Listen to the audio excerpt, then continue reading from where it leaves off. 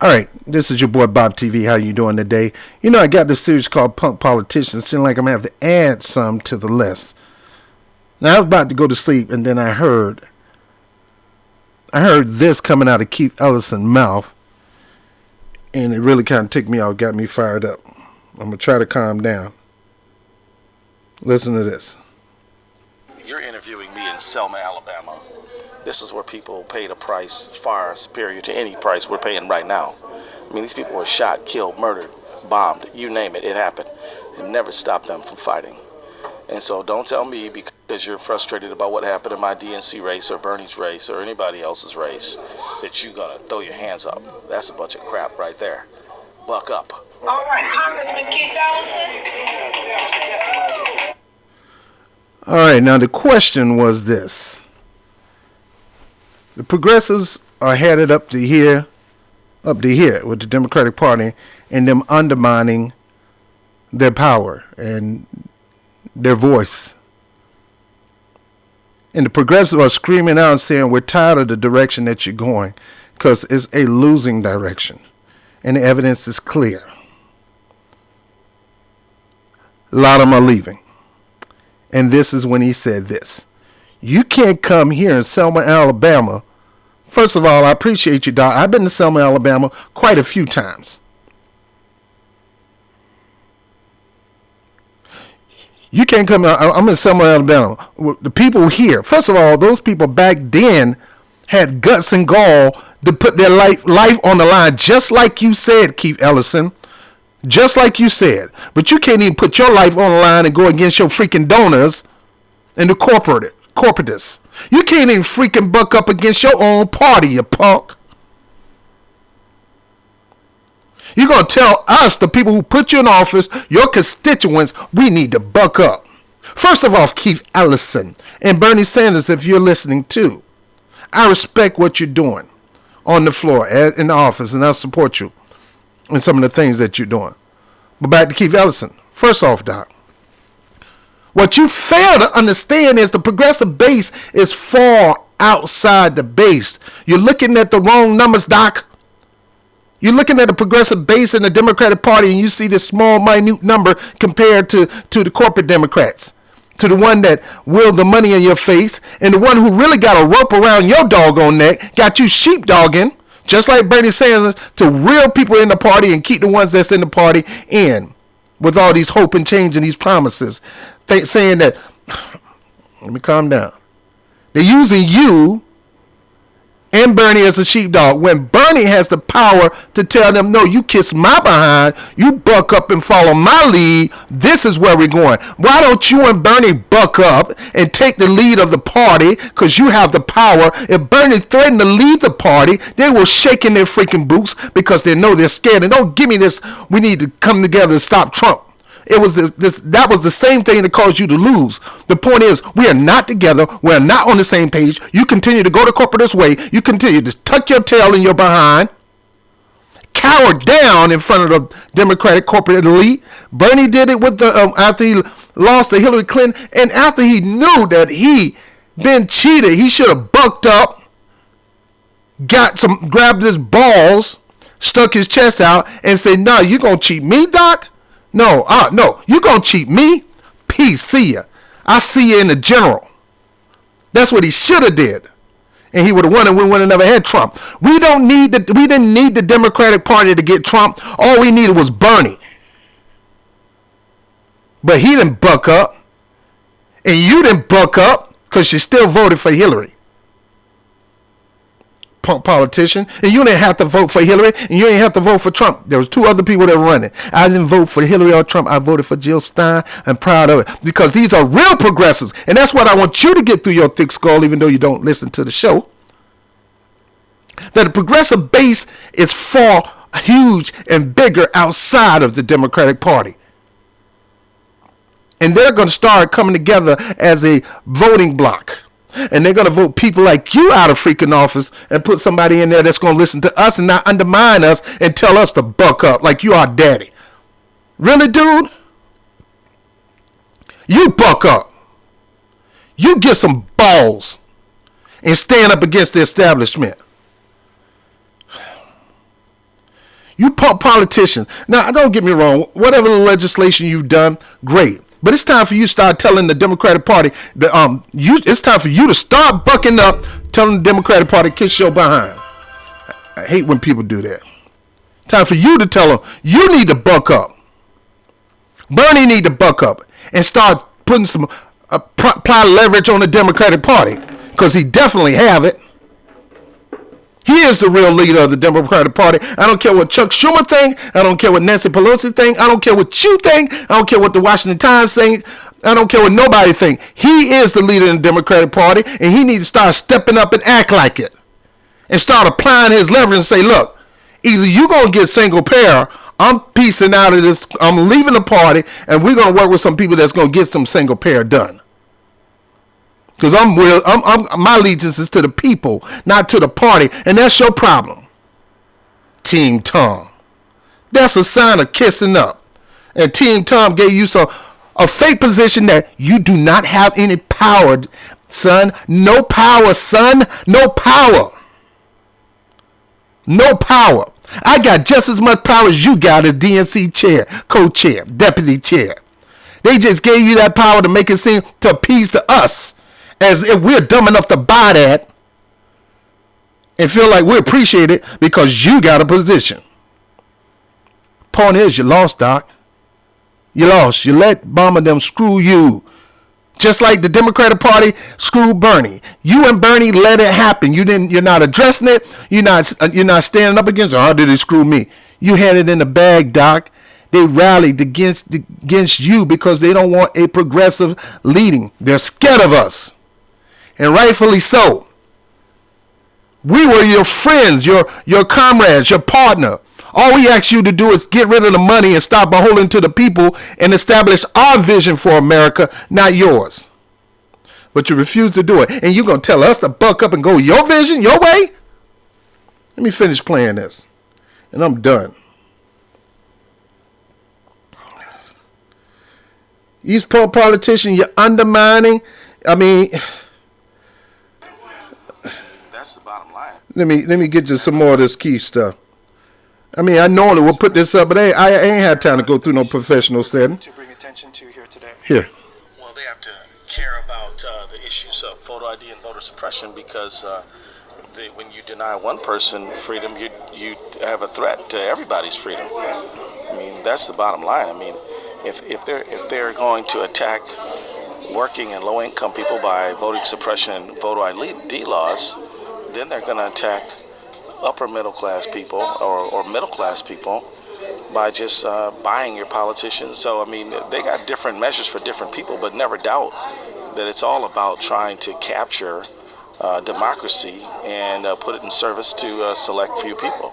I mean, and I'm going to tell you, is it going to be hard? Yes, it's going to be hard. Are we fighting against resistance? Do we have people trying to stop us? Of course. What else is new, right? We didn't lose one election. We lost 1,000. Oh, let me stop there. He admitted, we didn't lose one election. We lost 1,000. That what you did right there? This bucking up stuff? That's the reason why your butt lost 1,000. Because you act like we are beholden to you guys when you're beholden to us. You act like we're working for you when you're working for us. You want to go to the voting issue. It's not the voting issue. It's what you plan to do for us. How are you beholden to our agenda, our vision for America? No, you got your own. Are you sold out to our money? Are you sold out to no money in politics? No, you still gonna take money in politics. Look, son, I seen your record. You get some money, man. That's why you can talk like that and undermine us. Because you said for freaking life, you're going to get 6 figures the rest of your life just because you worked in Congress. When the rest of us out here, we're struggling. Well, people are struggling. Buck up. Boy, you buck up.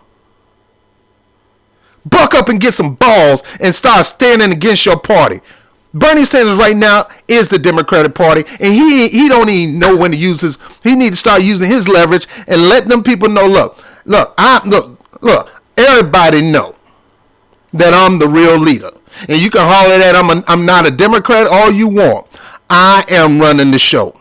And I'm not trying to put it in your face, but it's just the facts. And these are my demands. My demand's going to be the people demand. But no, you're not going to buck up and do something like that. You're going to cower it out and continue to kiss the Democratic platform. You can continue to kiss the Democratic narrative, Russia, and all these reasons why we lost, other than Hillary Clinton sucked and we ran a bad campaign and we didn't offer the people anything that will inspire us to come out there and vote for you behind anyway. Why I got to be something that you are? Because you work for us and we have things that we want to see happen in America. And you have to push it. And if you don't, we're coming to a time where we're going to come together as a block. We're going to, and whether we're going to stay in your party or leave it, that's not your option, Doc. We do whatever you want. And if I decide to leave the party, that is bucking up. That's me saying I'm no longer going to let y'all stick it to me. You're not going to rape me of my mind, my will, and my motion, and my money.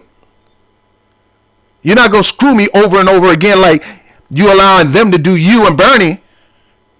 So we're going to buck up and we're going to come together stronger than ever and apply a real platform and push real leaders in politics to push your behind out to fight against these punk behind Republicans who are trying to undermine everything that real democracy is based on. Buck up. How about you shut the buck up? Play some more if it's still up there. And if we don't have people who are willing to stick and stay, then we're in real trouble. And it's not all about an election. It's also about grassroots community organizing, local elections. Well, you're going to tell me we don't have people willing to stick and stay. No, the reason people are not sticking and staying is because you keep sticking it to the people. If a man keep hitting this woman over and over again and abusing her and taking advantage of her over and over again, you expect them to stick and stay? That's a fool.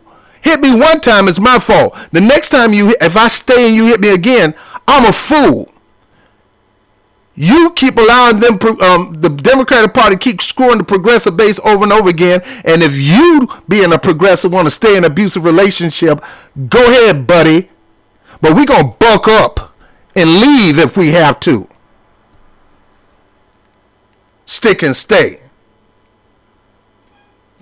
Imagine that, baby. I know I bust your nose last night, but stick and stay. I'm going to make it right for you.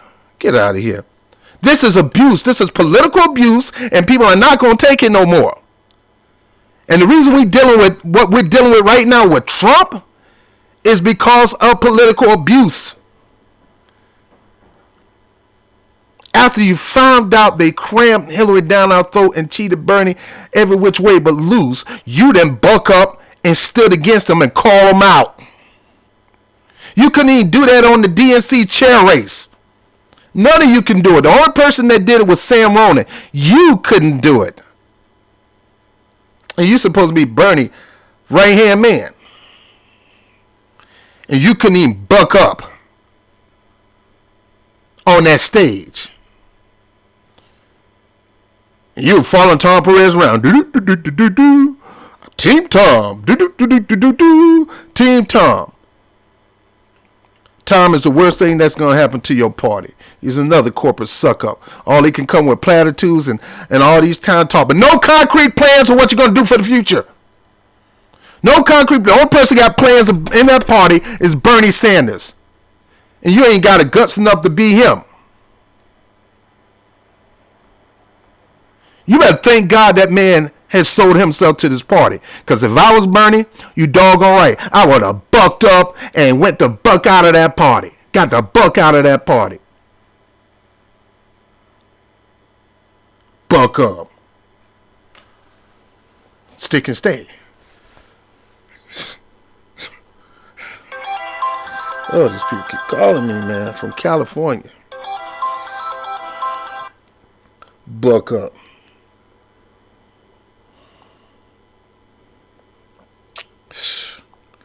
Tell you, man.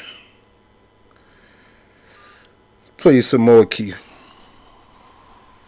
It's about about state legislative races, but it's even skip elections. It's also about just, engaging people at the grassroots level, building community and connectiveness, fighting for our water, fighting for good jobs. All these things are key, and elections are one way to advance all that. The power is in the hands of the people, always has been, always will be. And if the people will, yes, organize today, organize tomorrow, organize all over the country, but also organize electorally, then we can make some changes in our world, and I ask you to support me in that effort. So thank you all very much. All right, now, and I'm almost done. So he's trying to say